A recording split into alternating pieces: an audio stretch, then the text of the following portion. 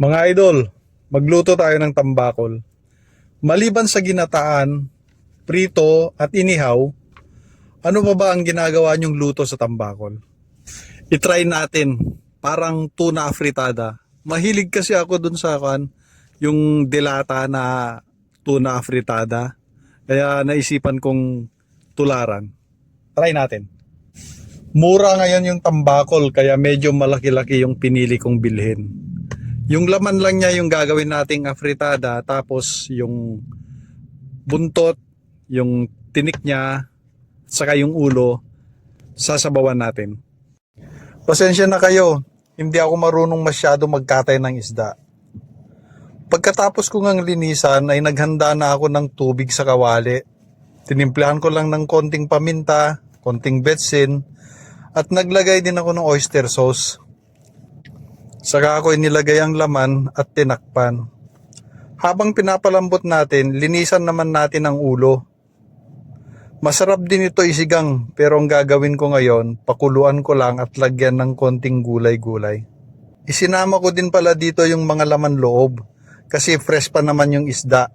Ito kasi ang pinakapaborito kong parte ng isda. Bago natin ito lutuhin, balikan muna natin yung laman na pinakuluan natin kanina. Okay na yan. Hindi naman kailangang malambot na malambot. Ang importante lang, humiwalay yung mga tinik. Hanguin lang natin ang laman para palamigin at hihimayin natin mamaya. Habang hinihintay natin na lumamig, lutuin na natin ang ulo. Magisa lang tayo ng luya, bawang at sibuyas. Isunod na natin ang kamatis. Isabay na din natin ang isda. Sabawan na din natin ng katamtaman lang.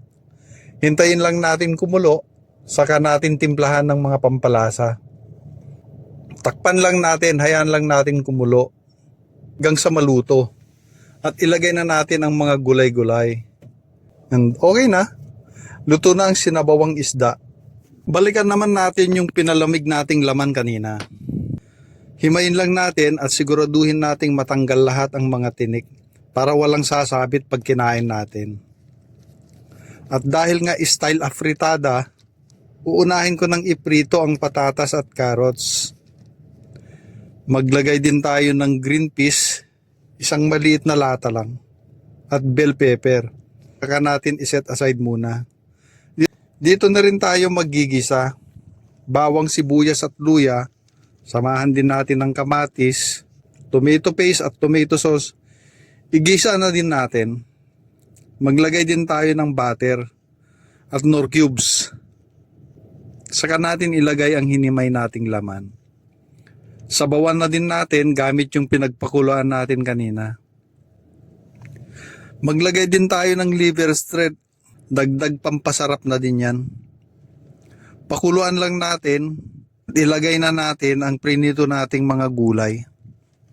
High fire lang natin saglit para kumulo ng maayos. At okay na yan. Luto na ang patyambang ulam.